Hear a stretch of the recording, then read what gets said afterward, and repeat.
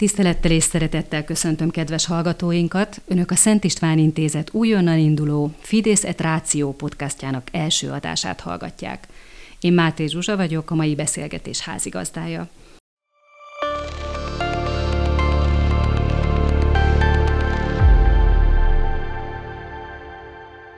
Fides et Ratio, azaz hit és ész. A szentté avatott katolikus egyházfő, II. János Pál pápa 1999-ben megjelent enciklikájának kezdőszavai ezek, melyek azt a mélyen meggyökerezett és a nyugati ember gondolkodásában ma is jelenlévő képzetet kívánták eloszlatni, mely szerint a hit és az értelem egymást kizárnák, egymással ellentétben állnak.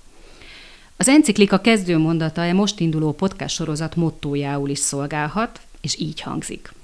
A hit és az ész olyan, mint két szárny, melyekkel az emberi szellem felemelkedik az igazság szemlélésére. Ennek a gondolatnak a jegyében hittel és az értelem támasztotta kritériumok mércéje mellett beszélgetünk majd fontos világnézeti, erkölcsi és a társadalmat foglalkoztató témákról. Első adásunk vendégeként nagy szeretettel köszöntöm mai beszélgető társamat, a Szent István Intézet kutatási igazgatóját, Nádor Koppány Zsombor teológust, aki katolikus hívőként a Károli Gáspár Református Egyetem oktatója is, talán ez a kis mozzanat is tükrözheti sorozatunk ökumenikus szemléletét. Miután Zsomborral kollégák, és azt is mondhatom, hogy talán barátok is vagyunk, engedjék meg, hogy tegeződve beszélgessünk. Szia Zsombor, szeretettel köszöntelek. Szia Zsuzsi, és szeretettel köszöntöm én is a hallgatókat, és köszönöm szépen a beszélgetésre való meghívást.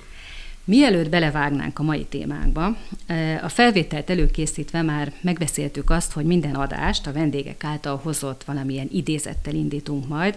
Ezért kérlek téged, hogy oszd meg velünk, hogy mi az, ami mostanában foglalkoztat téged, mi az, és miért, ami a mai adáshoz egy kis illusztrációként ide citálható. Egy olyan idézetet hoztam Jacques Maritaintől, 20. század egyik legnagyobb filozófusától, aki francia volt és katolikus. Talán önmagában ez már egy meglepő tény, hogy a francia filozófiának az egyik legnagyobb alakja az egy hitvalló katolikus volt a 20. században, de így van. Tehát egy olyan idézetet hoztam Maritaintől, ami egyúttal a mai beszélgetésünk egyik témájául szolgáló tanulmánynak is a mottója. Maritain így fogalmaz egy megvalósítható keresztény társadalom kapcsán. Nem állítom, hogy a keresztény civilizáció megvalósította az evangélium szavát.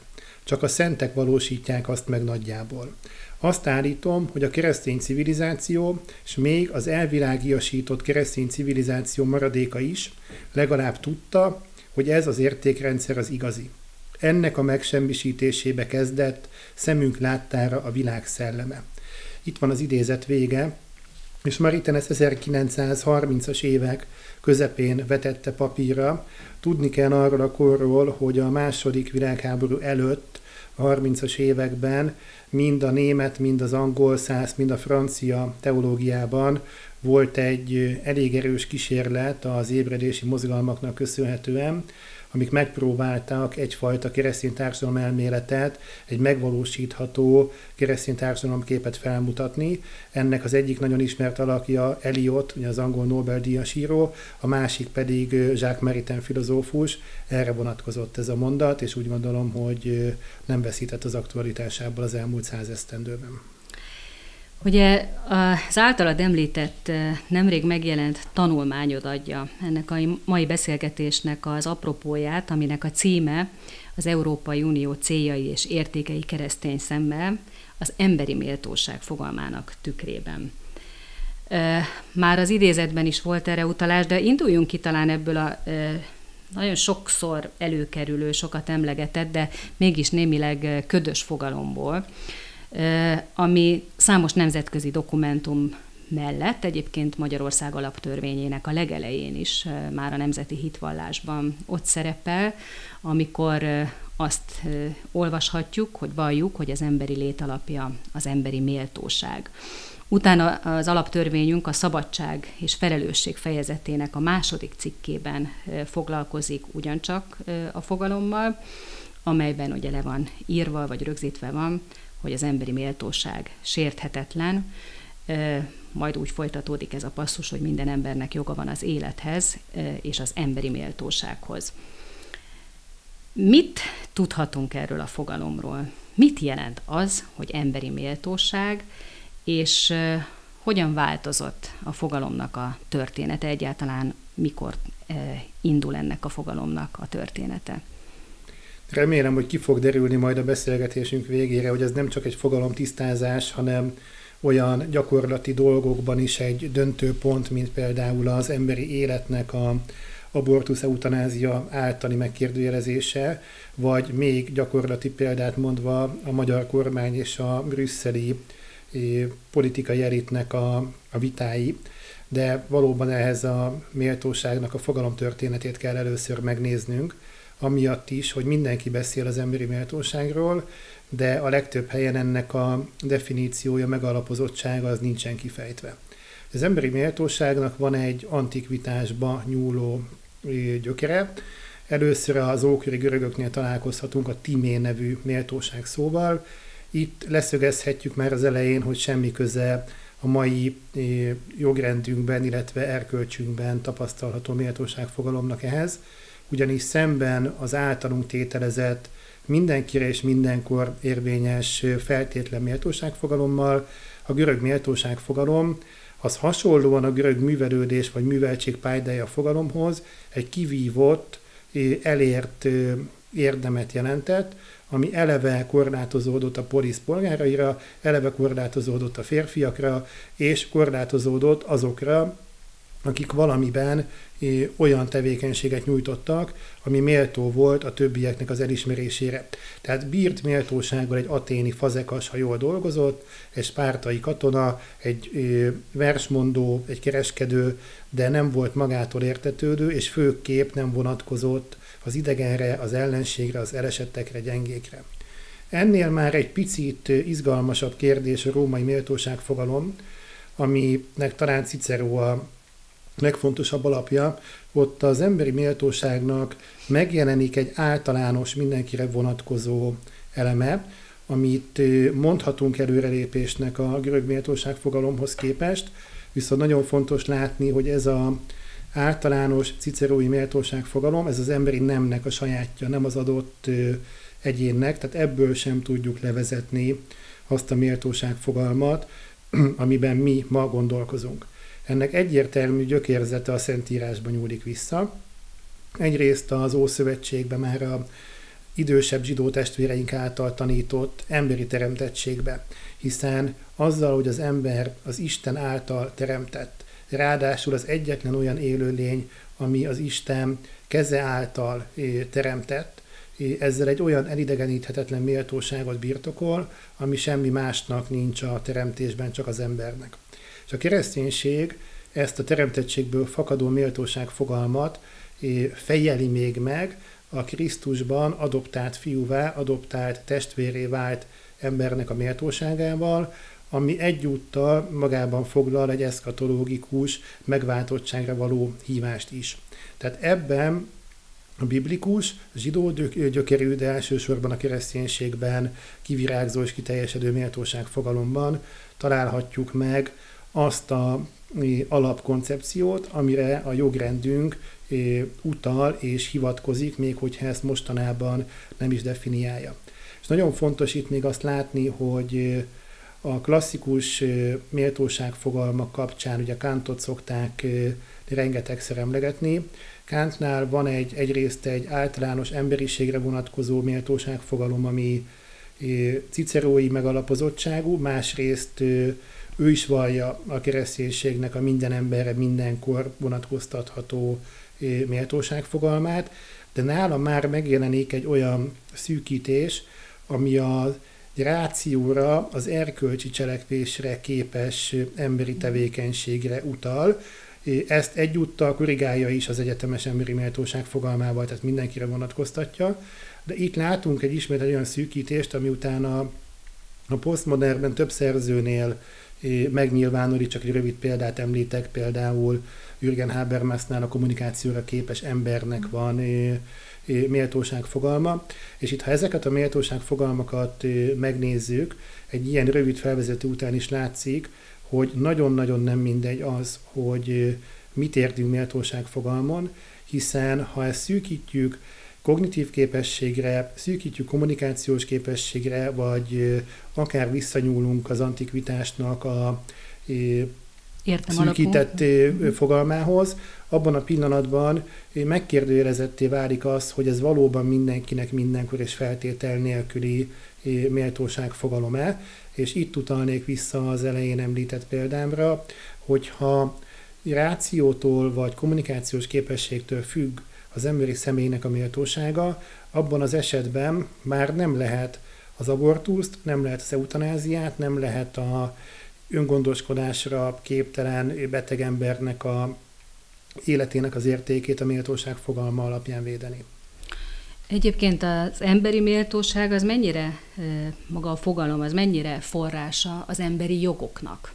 Hogyha egy picit ebbe tudnál nekünk segíteni, hogy hogyan alakult egyébként ez, tehát az emberi jogoknak a deklarálása, majd aztán később ugye a politikai jogoké, azok mennyiben eredeztethetőek ebből a keresztény alapú méltóságfogalomból? Én úgy gondolom, hogy teljesen, és a legnagyobb problémát az adja, hogy ez az eredeztetés, ez nincsen felvállalva és nincsen kimondva. Ennek legjobb példája az a tanulmányunk elején is végigvett problémakör, hogy az EU-s alapító dokumentumokból van ugye egy Lisszaboni szerződésünk, vagy egy alapjogi kártánk, mind a kettő egy olyan értékalapú integrációt mutat fel, egyébként nagyon helyesen, hogy az egyik az az Európai Unió tagjává válásnak, a másik meg a klubban maradásnak a feltételeként az értékeket említi. Az önmagában izgalmas, hogy nem sikerült ugyanazt a 6 értéket felsorolni a két dokumentumban. Az egyikben 6-tal találkozunk, utána a másikban az még ki van egyel egészítve, és másik 2 érték meg nem értékként, hanem alapelvként tételeződik, de keresztény emberként mindegyikkel, tehát szolidaritással, emberi méltósággal, demokráciával, jogállammal, igazságossággal tudunk azonosulni.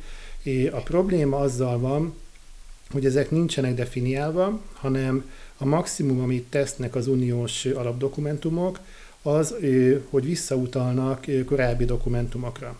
És itt látni kell azt, hogy annak ellenére, hogy az amerikai alapító dokumentumokban, vagy akár a francia forradalomnál már valami megjelenik az alapjogi szisztémából, de az emberi méltóságnak a mostani jogrendben található megalapozása az a II. Világháború okozta sok kérmény után jelenik meg az európai alkotmányokban, és jelenik meg az ENSZ dokumentumokban is. Egy közbevetés, bocsánat, egyébként az Európai Unió tagállamainak mindegyikének az alkotmányában vajon szerepel az erre való utalás? Tehát, hogy ez egy teljesen univerzális és minden kvázi a nyugati civilizációhoz tartozó keresztény talapzatról elrugaszkodott nemzet ezt deklarálja valamilyen formában? Tudomásom szerint az összes olyan európai alkotmányban benne van, ami nem ősi alkotmányszöveg, hanem a II. Világháborút követően szövegezték meg, pontosan ezekre a kihívásokra adott válaszként. De ami még nagyon fontos itt az eredeti kérdésedhez, hogy az Emberi Jogok Egyetemes Nyilatkozata volt az a dokumentum, ami először nyíltan deklarálta, mint kvázi alkotmányos szöveg az emberi méltóságot. Viszont itt látni kell azt, hogy már a megszövegezésnél versengett 2 világnézet. Ugye pont a mottóban említett Jacques Maritain volt az egyik a felkért szakértők közül, aki természetesen a teremtettségből fakadó keresztény méltóságképet próbálta bevinni a szövegalkotásba, a másik szerző pedig a Huxley, aki meg nyilván egy materialista világképet hozott. A kettő közötti döntő különbség az, hogy az első esetben az emberi méltóság Istentől származik, a második esetben pedig az ember saját magának deklarálja, nyilatkoztatja ki a méltóságát. Itt jött még az, hogy Kína, Szovjetunió megvétózták, tehát kialakult egy olyan hibrid szöveg, ami alapvetően mind a két hagyomány réteget próbálta magába foglalni, de már adós maradt a definícióval és a megfogalmazással. És idáig nyúlik vissza az összes uniós szerződésnek a definíció nélkülisége vagy talajtalansága, És még egy utolsó gondolat talán ehhez, hogy ezekből fakadnak a gyakorlati problémák, és az azért nagyon súlyos nekünk, mert az alkotmány jogban, a jogelméletben, jogfilozófiában kettő koncepció verseng egymással.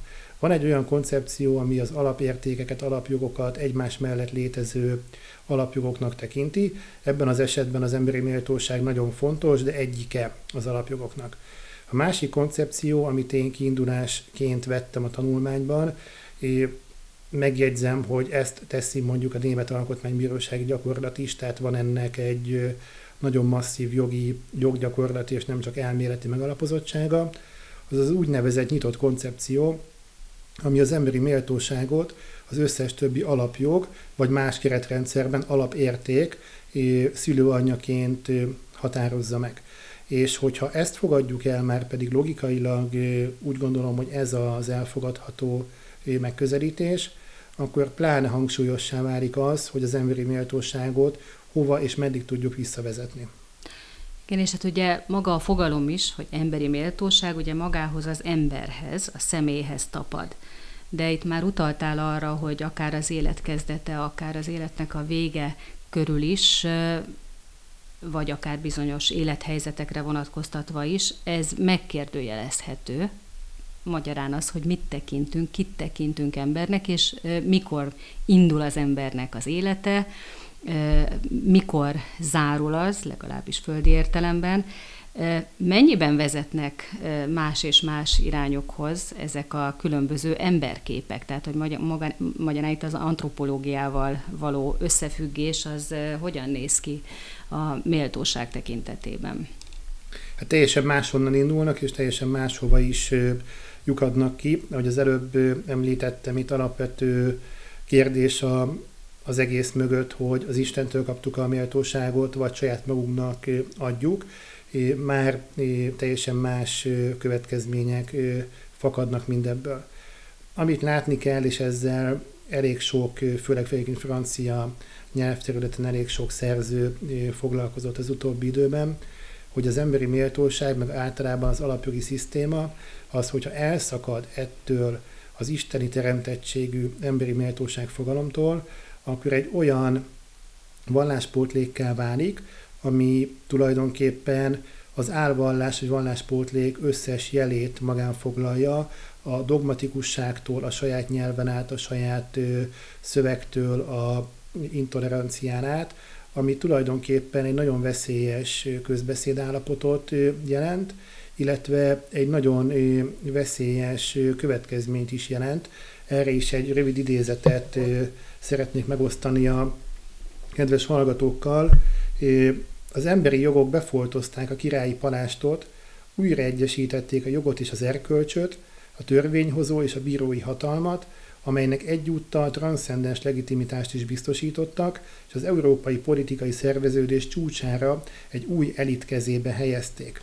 Tehát egy olyan emberjogi szisztémáról beszélünk, ami már nem az embert szolgálja, hanem a politikának, az ideológiának a kiszolgálójává vált, és ahelyett, hogy felszabadítana, ahelyett, hogy valódi szabadságokat adna, az új elnyomásnak az eszközévé válik.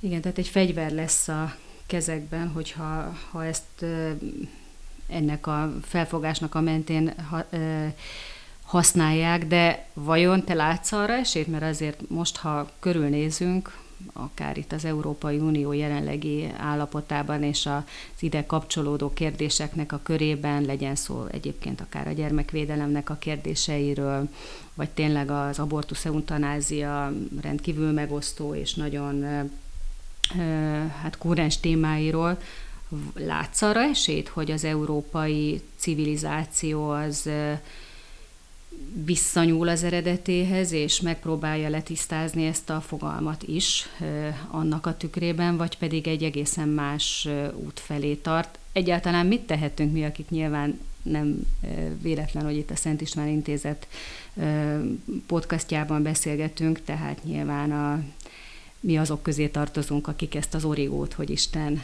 létezik-e vagy sem, azt pozitív irányban válaszoljuk meg.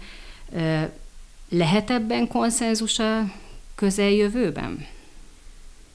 ha nem is konszenzus, de téma és megvitatott dialógussá tett beszélgetés mindenképpen. Abból a szempontból pozitív vagy optimista vagyok, hogy az értékalapokhoz való viszonyulásban 3 fázis volt az európai politikában, integrációban.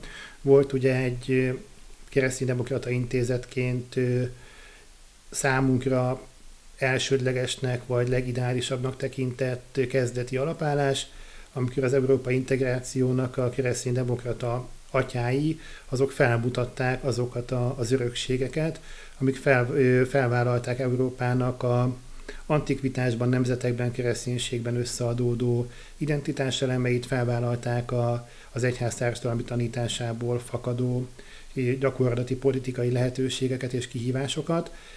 Sajnos ez nem tartott sokáig. Hát egyrészt az alapító atyák személyes nyugdíjba vonulása után nem következett olyan generáció, akik ezt a szellemi minőséget, illetve hitvallást vitték volna tovább. Másrészt a 68-as korszellem meg a gazdasági csoda után egész Európa megfeledkezett a megbékélés utáni vágyról, és egy elkényelmesedő, önmagából kiforduló közélet felé mozdult, és itt jutottunk el az európai integráció második megközelítéséhez, ami elfeledte az értékalapot, és teljesen egy gazdasági, bürokratikus Európát valósított meg. Ehhez képest előrelépés az, amit az elmúlt években tapasztalunk, hogy próbál az európai politika, még a mainstream európai politika is egyfajta értékalapot felmutatni. Ez egy fél siker. Az már kevésbé, hogy egyfajta hamis vagy pseudokánont próbálnak létrehozni. Tehát amikor a diverzitás vagy a klímasemlegesség az együtt szerepel egyébként valódi alapértékekkel, ott látjuk, hogy valami hangsúly probléma mindenképpen van, de abból a szempontból vagyok mégis optimista, hogy ezek nem működnek. Tehát, hogy a felismerés, hogy kell az értékalap, az helyes és üdvözlendő, viszont egy annyira bárgyú és egyszerű helyettesítést próbálnak meg, hogy az mindenkinek látszik, hogy nem működik. Én bízom benne, hogy kiszabadul a szellem a palackból, valószínűleg ezt akár az Egyesült Államoknak a folyamatai is, a woke-nak a zárójelbetétele is segítheti. Ha már valamelyik nap egy műsorban megemlítettem Csurga Istvánnak a Váltész mi voltát, akkor most eszembe jutott egy gondolat tőle, hogy azt mondta, hogy vannak olyan eszmék, amik a munkásmozgalmi panteonba kerültek. Hát reméljük, hogy a woke is hasonló sorsra jut, és a munkásmozgalom nagyjaival együtt kerül valami eszmetörténeti lábjegyzett panteonba. Tehát ebből a szempontból optimista vagyok. Abban nem bízom, vagy annak nem látom a realitását, hogy visszatérünk a valami kultúra krisztiána egységének az egységes elfogadásához, de szerintem az is egy nagyon nagy előrelépés lenne, hogyha a saját fogalmainkat ki tudnánk mondani. Egyúttal ez a válaszom a kérdésedre, hogy ez a feladatunk, hogy kimondjuk a saját fogalmainkat, és hogy el tudjuk azt mondani egy valóban többszólamú és általunk is többszólamúnak elfogadott Európában, hogy az a közös értékké vált méltóság, amit mindannyian elfogadunk, és a jelen helyzetben különböző világnézet mentén tekintünk rá, az a keresztény gyökérzetből származik, a mi fogalmi keretrendszerünkben magyarázható meg. Egy olyan összeurópai kincs, amit a keresztény Európa adott a mostani 21. századi európai civilizációnak.